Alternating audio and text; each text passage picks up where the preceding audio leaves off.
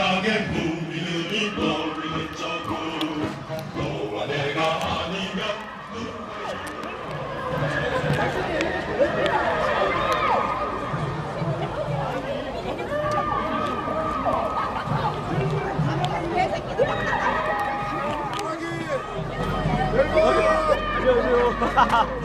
예. 너무 많으니까. 알아요. 우리가 너희 도와주고 있잖아요.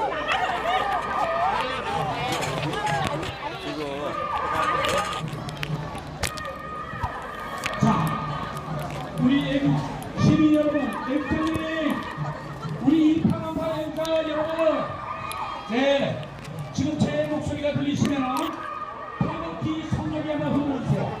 네, 대단히 반갑습니다. 네. 조금 있으면은 여러분이 사랑하고 저희들이 믿을 수 있는 김영삼 대통령님께서 곧 지나갑니다. 여러분, 질서정연하게 우리 경찰들을 안전을 위해서 경찰관들이 이렇게 지켜주는 데서 여러분에게 불평불만이 없도록 기분 좋게 질서 유지를 해주시면서, 자, 우리가 이 대목에서 예쁘게 보이는 게 트럼프 대통령님에게 과연 잘 보이는 게 뭐냐? 질서정연하게 트럼프 대통령님 지나가시면서 환호하는 게 제일 아름다운 모습입니다. 그렇지 않습니까, 여러분? 자, 우리 여러분이 지나가시면서 지금 제 목소리가 들리는 분들이 성도가 어떤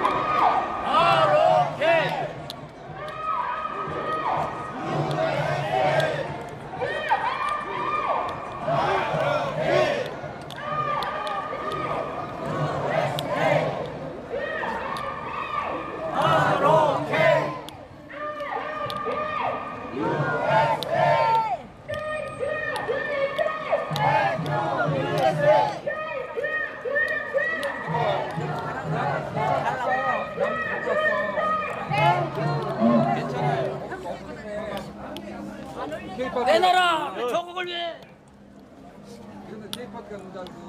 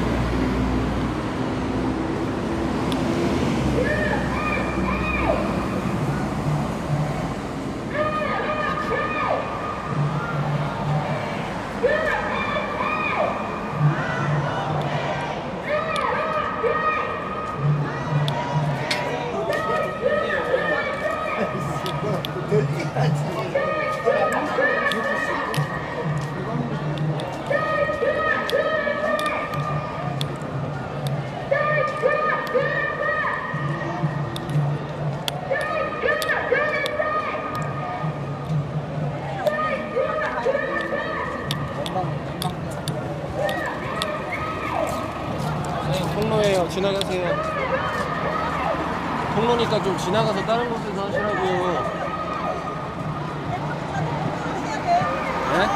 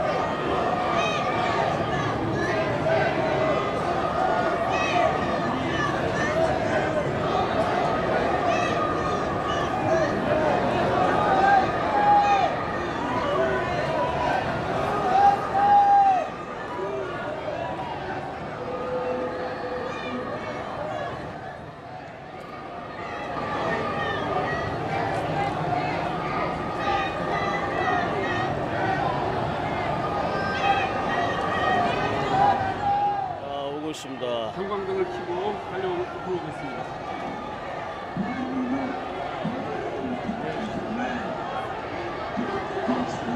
네, 옵니다.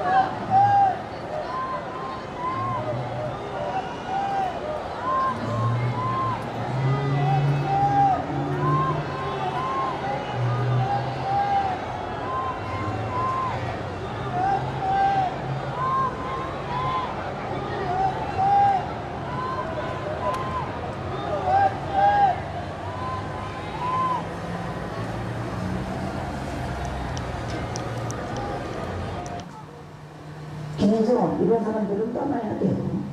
배신의 결정, 배신 꼭 새누리당의 김일성의 신념과 공존을 하는 겁니다. 이제 그들은 30번째 마지막 배신을 준비한다.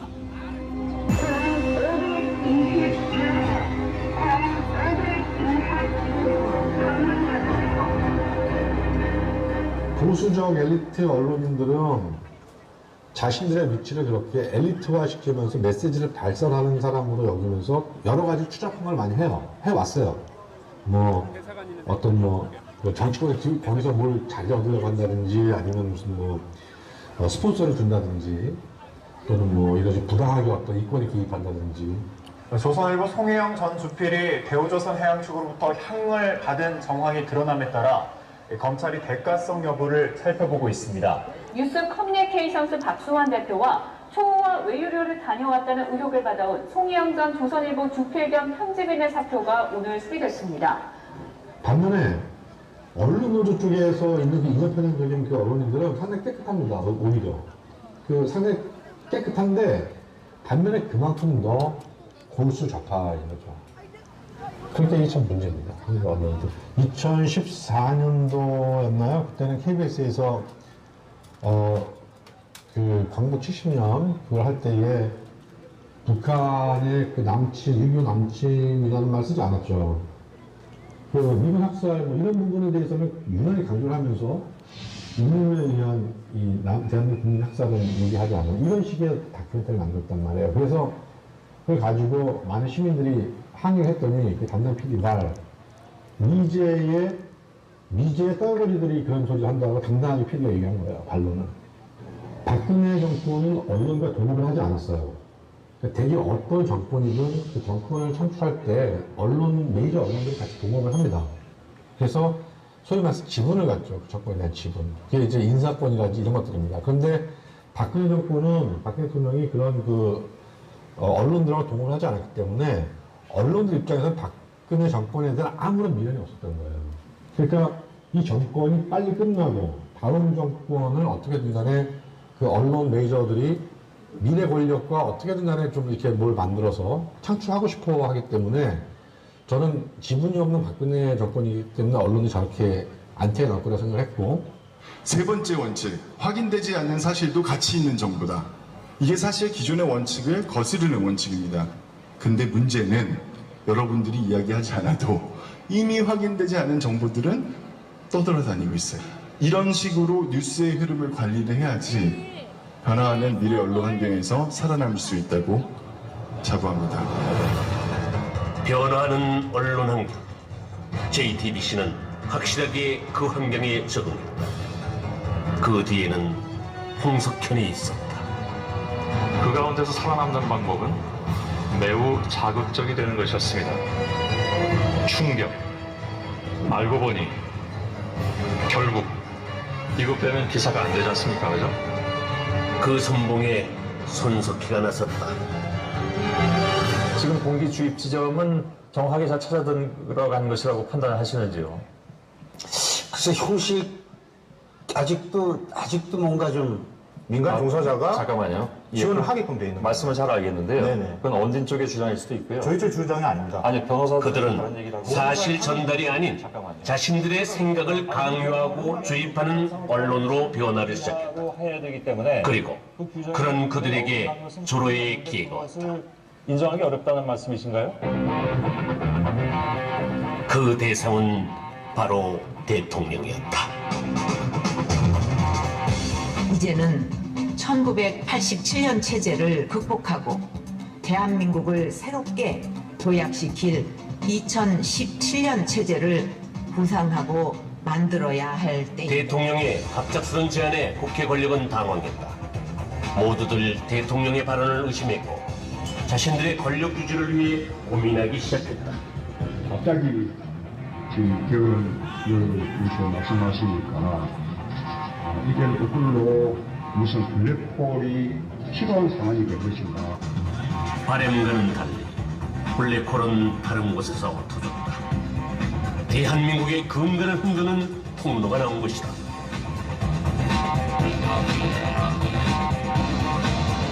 지금 그러지 안 하겠죠. 교육이 좋은 분들한테 들으세요. 사실관계는 당시를 잘 기억하는 분들에게 물으세요. 그 후에도 대한민국 유력 대선 후보의 발언 논란은 계속됐다. 뭔가 더 큰, 전혀 다른 블랙홀이 간절히 필요했다. 그것은 전혀 예상치 못한 곳에서 터졌다. 지금부터는 이른바 청와대 비선 실세로 지목된 최순실 씨 관련 소식을 집중 보도하겠습니다. 최순실 씨의 컴퓨터 파일을 입수해서 분석을 했습니다. 비선 실세가 국정을 쥐락펴락해왔다는 사실들이 고스란히 담겨 있었던 그 증거물. 꼼짝 못할 증거물로 인해서 의혹의 퍼즐은 하나 둘 완성됐고 수사는 시작됐습니다. 바로 전날까지만 해도 위험을 견지해온 위정자들의 감추어진 민낯을 보았고 시민들은 벗겨진 진실들과 마주해야 했습니다. JTBC가 태블릿 PC를 10월 24일 날 첫 보도에 시작했고 쭉 이어갔는데 정확히 말씀드리면은 JTBC의 화면 조작을 잡은 겁니다. 태블릿 PC를 제가 못 봤잖아요. 저게 어떻게 조작됐냐를 제가 완전히 검증할 수는 없는 거고 안 본 상태에서 화면에 나온 화면 조작은 충분히 가능하죠. 예를 들면 뭐 카카오톡 켜보고 텔레그램 켜보고 거기 나라는 게 오른쪽에 있는 딱 보면 알겠습니다. 카카오톡이라는 거 SNS만 보면. 근데 지금 저 JTBC나 검찰은 카카오톡을 사용했다고 해놓고서 그걸도 안 보여주겠죠. 그거 한 번이면 끝납니다. 그러니까 이제 이 조작이 계속 걸리니까 JTBC 것이 갑자기 특검이 아마 1월 11일인가 이게 들고 나왔어요. 또 하나의 PC가.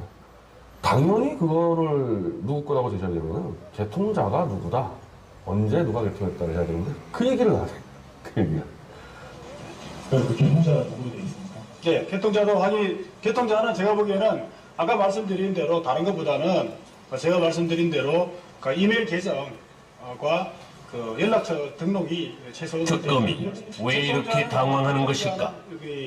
그 개통자라든지 구체적인 돈을 이 태블릿 PC 사용 구입이라든지 이런 부분에 대해서는 저희들이 현 단계에서 그 부분에 대해서는 아직 확인을 하지 못했습니다. 마지막 승부수를 던졌어야 했던 상황이지 김정은 정권이.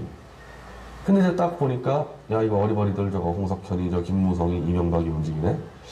딱 한번 해볼까? 그래서 한번 승부수를 충분히 걸어볼 수 있었다고 봐요. 전 대남공장 라인들과 이 통진당 단종 세력들이 같이 움직이지 않았을까. 고영태, 차은택 증인 두 분 다 하태경은 청문회에서 큰 실수를 한다. 그것이 정말 실수였을까? JTBC를 불러서 태블릿 PC 입수 경위에 대해서 정확히 확인을 해야 된다. 그래서 김급동의는 일단 손석희 사장이 그 상황을 가장 잘 아는 사람이기 때문에 손석희 사장을 불러서 증인으로 불러서 태블릿 PC 입수 경위에 대해서 정확히 확인해야 된다고 생각을 합니다. 그래서 제가 하태경 의원한테는 굉장히 많은 이제 메시지를 줬죠. 당신이 분명히 입수 경위가 태블릿 PC 그게 확실하지 않으면은 탄핵할 수 없다 그랬다 분명히. 근데 이게 입수 경위가 완전 거짓말 되었다. 다시 그때는 국회 청문회 하고 있던 중에 이제 손 사장 다시 불러라. 와, 쌩까는. 그러니까는 그때 야 이게 그 하태경 의원이 탄핵 이틀 전에 이렇게 쇼를 해가지고 JTBC가 그 쇼를 받아가지고 거짓 해명을 내보내고. 왜냐하면 그때 이제 태블릿 PC 조작론이 막 나오고 있었거든요. 그래서 손석희 사장이 확 거짓말 보도해가지고 그걸 잠재워버렸다고. 그 거짓을 밝히는데 또 일주일 더 걸렸단 말이에요. 하태경 의원이 거의 JTBC의 그 끈앞을 놓다는 것 같아요. 어쩌면 태블릿 PC 따위는 필요 없었는지도 모릅니다. 대통령 탄핵안이 국회에서 가결되던 그날 저는 앵커 브리핑에서 이렇게 말했습니다. 시민들은 태블릿 따위는 없었어도 이미 직감하고 있었습니다.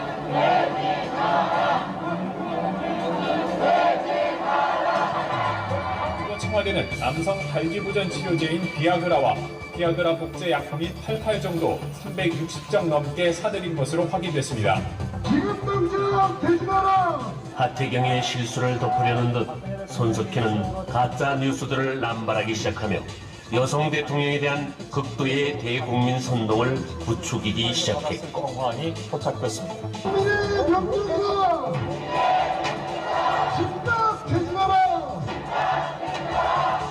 그들은 세상을 착시에 빠지게 하려다가 혹 자신들이 착시에 빠져버린 것은 아닌가. 마치 리플리 증후군처럼 말입니다. 오늘의 앵커 브리핑이었습니다. 가짜 뉴스에 속은 대중들은 그렇게 리플리 증후군 환자가 되어갔다. 네, 이번 사건에는 그럼 언론들이 왜 그렇게 광적으로 말려들었느냐. 아주 재밌는 흥미거리는 요소가 많습니다. 우선 구중궁궐의 비사 같은 느낌을 주죠. 그래서 일반 대중의 흥미 만점입니다. 박근혜 대통령도 혼자 사는 더군다나 미혼의 여성이기 때문에 박근혜 대통령과 관련돼서 한국 남성들의 아주 고약한 성적 관음증이 있는 겁니다. 그게 폭발한 거예요. 결국에는 표창원의 무슨 누드 전시 같은 거로까지 연결이 되는 일련의 대중들의 아주 저열한 취미가 작동했어요. 그런데 언론들이 그럼 그것 때문에 저렇게 미쳐 날뛰느냐? 아닙니다.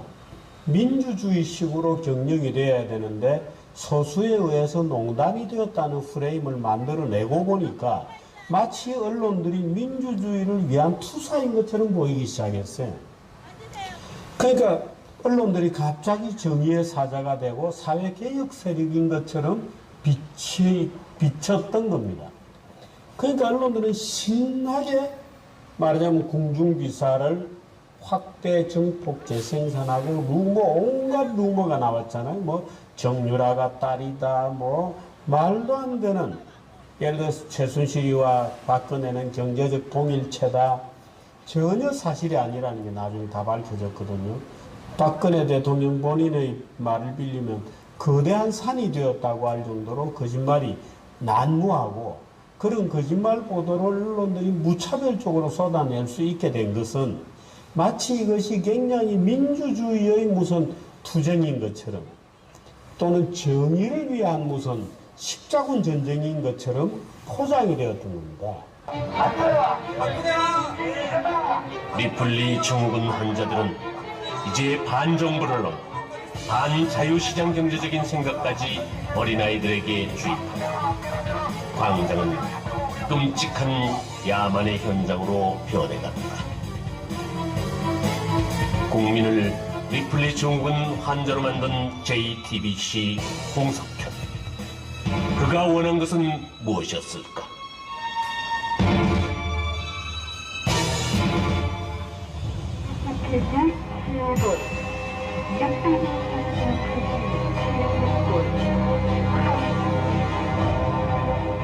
북한이 2주 만에 또 난파 공작원 지령령으로 보이는 난수 방송을 내보냈습니다. 난수 방송이란 난해한 숫자를 보내서 공작원이나 고종 간첩에게 명령을 내리는 북한의 비밀 지령 방송을 말합니다. 5, 60년대 대남 공작 요원들에게 많이 사용되다가 6.15 공동선언 이후 사라졌다. 그런데 박근혜 정부 들어 다시 3차례에 걸쳐 방송이 됐다. 이건 북한의 대남 공작 활동이 다시 전개됐다는 것을 의미한다. 북한은 무엇을 지령하고 있는 것일까? 아무리 들어도 알 수 없지만 우리는 그 후에 벌어진 이해할 수 없는 일들로 그 난수 방송의 목적을 유추해 볼 수 있을 것이다. 웬걸? 옛날에 뭐 김일성 신년사 듣고 눈물을 흘린다. 지금도 뭐 김일성, 김정일 초상화 앞에서 은명하고 회의를 한다는 뭐 이런 얘기들 그러거든요. 실제로 그런 게 존재합니다. 저도 이제 한번 만난 적이 있었는데 이 사람들은 진보 성향의 인물도 그 존재를 인정했고 생각하거든요. 자기들은 이제 여기서 그걸 하고 있다는 것이고 법이 인정한 존재도 있다.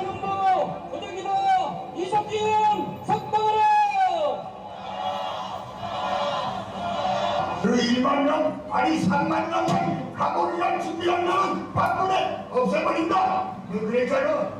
정치적 중립이라는 것은 어느 한쪽의 편도 들지 않는 것이 아니고 국민의 뜻을 받들지 않는 부유한 정치 권력을 언제든 국민의 손으로 끌어내릴 수 있고 심판할 수 있다 하는 것이 그것이 정치적 중립의 원래 뜻입니다. 주권자의 뜻을 바꿔서 즉각 퇴진시키는 것이 그것이 헌법 정신입니다. 이명박 박근혜 정부는 지난 8년 동안 방치만 하고 있다가 이제 글로벌 바다에서 밀려오는 심각한 비상 물론 헷갈리는 존재들도 있다.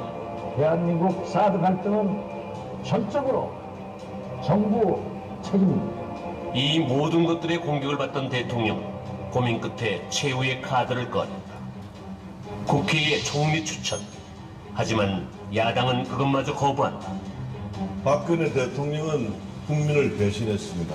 야당만이 아니었다. 헌법을 위반한 대통령은 탄핵을 받아야 됩니다. 이제 봉건적인 가짜 보수는 대통령과 함께 역사의 뒤안길로 퇴장해야 합니다. 가짜 보수 새누리당은 그 수명이 다했습니다. 가짜 보수를 내걸고 김무성의 마지막 배신이 펼쳐졌고 그를 따르는 배신자들의 담합이 이루어졌다. 저는 여러분들하고 저런 보수 국민들께서 저런 보수면 희망이 있겠다 이렇게 믿어주시는 그런 보수를 하기 위해서 오늘 이 자리에서 여러분들과 함께 바른정당 시작합니다, 여러분. 새로운 바른정당, 새로운 뭔가를 우파를 만드는 것이 진짜 보수라고 하는데 김무성의 존재는 상김시대의 끝물이라고 보시면 돼요. 그러니까 그 상김시대, 이제 청산돼야 될 구정치의 마지막 바닥을 자기들 바른정당이라고 좀 놓고 있는 거죠. 그걸 하기 위해서 혼자 사는 여성 대통령을 그런 식으로 여성 모두까지 해가면서 그렇게 했다는 것은 말 그대로 그 정치가 아닙니다. 그 정치. 배신자들의 공조로 13건이나 되는 탄핵 소추안은 제대로 된 논의 한 번 없이 속전속결로 이루어졌다. 국회 권력의 무자비한 폭력이다. 대통령 박근혜 탄핵 소추안은 가결되었음을 선포합니다.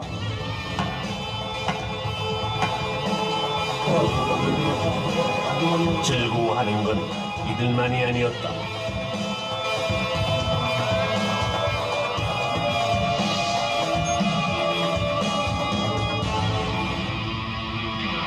민간인에 의한 국정농단 의혹 사건 진상규명을 위한 국정조사특별위원회를 개의하겠습니다.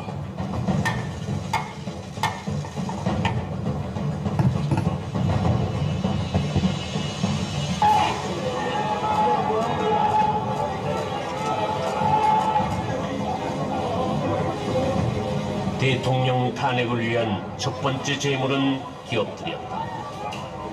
반자본주의를 원하는 이들에게 그들은 완벽한 먹거리였다.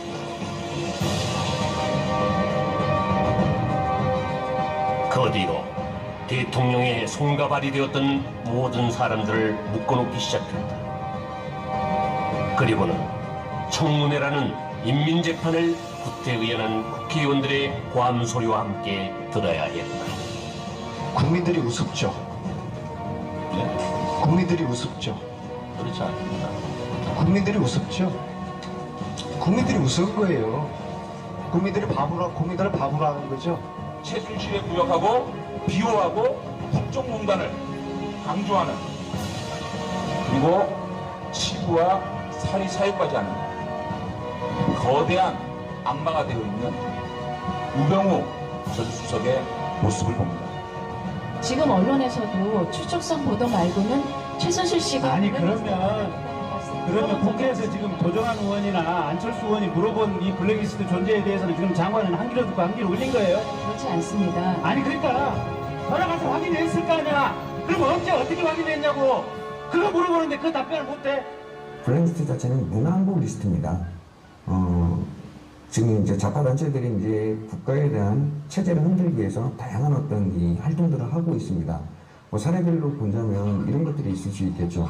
뭐 국정원에 대한 어떤 해체라든지 국가공급 폐지라든지 주한미군 철수하라든지 뭐 강호동 선동이라든지 뭐 거기에 사드배치 반대까지 이게 지금 정치꾼들인지 아니면 뭐 문화예술인들인지 이제 그런 이 반국가 체제 단체들에게 나름대로 국민의 세금을 주느냐 안 주느냐에 대한 어떤 부분을 판단하는 것은 주권을 갖고 있는 어떤 국가, 특히 이 통치권자의 어떤 합리적인 선택의 몫이고 당연한 어떤 의무이지 않나라는 생각이 듭니다. SBS가 입수한 문화체육관광부 블랙리스트 문건입니다. 교수나 시인, 안무가 등 예술계 인사 48명과 영화사나 극단 등 91개의 이름이 등장합니다. SBS 보도자료와 한국일보에서 나온 2개의 블랙리스트 기사를 비교해보면 전혀 다르다. 정부에서 만든 블랙리스트라는데 왜 2개의 블랙리스트 명단이 있을까? 하지만 이 문제를 거론하는 곳은 단 한 군데도 없었다. 왜? 블랙리스트는 반드시 있어야만 하는 것이었으니 만약 둘 중에 하나가 가짜라면 그건 대체 누가 만든 것일까? 내가 제일 좋은 그림 뭐냐면 내가 캐트를 딱 한 몇 개 짜놓은 다음에 빵 터져서 날아가면 이게 다 우리 거니까 난 그 그림을 짜고 없다는 거예요. 그거를 죽이는 걸 해가지고 딴 쪽하고 얘기하는 거 찾아보는 거예요. 고영태가 만든 이 가짜 블랙리스트는 문화관광체육부를 거쳐 도종환 의원에게 흘러들어갔고 탄핵으로 가는 중요한 수단으로 사용되기 시작했다. 보십시오. 대외비 문건입니다. 문화부. 블랙리스트와 관련된 2015년 5월 21일 대외비 문건이에요. 9,473건의 개인 자료 관리에 대한 내용이 상세하게. 이 도정환 의원은 그 종교조 출신이었고요. 2001년에는 그 임수경 씨랑 이제 방북한 어떤 전력도 가지고 있는 인물입니다. 그러면 이제 방북 당시에 이들은 정부와의 약속을 어기고 이 조국 통일 3대 헌장 기념탑 앞에서 이 열렸던 그 개막식에 참여를 했습니다. 당시 그 정부에 나름대로 이게 불참 서약서까지 제출하고도 한반도가 공산화되어야 한다고 주장하는 기념물에 헌화를 한 인물입니다. 그런 면을 봤을 때 이 블랙리스트는 대부분 좌파문화 권력에 대한 권력 확장에 대한 부분, 아니면 권력에 대한 어떤 재창출 또한 유지에 대한 어떤 수단으로서 이렇게 거론이 됐던 것 같고요. 블랙리스트 문제로 첫 소송을 한 곳은 민예총사나 충북 지역 예술인들이었고 그곳은 도종환 의원의 지역구였다. 청와대가 만들었다는 이른바 예술계 블랙리스트에 충북 지역 예술인 50여 명이 포함됐는데요. 문화계 블랙리스트 관련해 정부를 상대로 손해배상 소송을 제기한 광주 문화예술인들은 충북을 시작으로 문화인들의 집단 손해배상 소송이 줄을 이었다. 하지만 국가 세금을 챙기려는 문화인들과는 상관없이 블랙리스트의 방향은 한 곳을 응시하고 있었다. 건이 침해됐다며 국가를 상대로 1인당 100만 원의 손해배상을 청구했습니다. 바로 현 정부의 핵심이던 김기춘과 조윤순이었다. 이 문학의 블랙리스트를 확보한 것으로 확인됐습니다. 이제 특검 수사는 김기춘 전 청와대 비서실장을 겨냥하고 있습니다. 청와대 행정관 허연주는 블랙리스트에 대해 계산된 통진당과 비교하며 정당성을 주장했다. 그는 반정부 단체에 국고가 지원되는 것을 방치하는 것이 오히려 통치권자의 직무유기며 진보와 보수의 균형 유지를 위해서라도 꼭 필요한 것으로 정당한 통치 행위로 형사처벌 대상이 될 수 없다고 했다. 그 부분을 잘 지켰다고, 그 부분을 아주 잘 준수했다고 전 비서실장과 이 문화부 장관을 구속을 했다.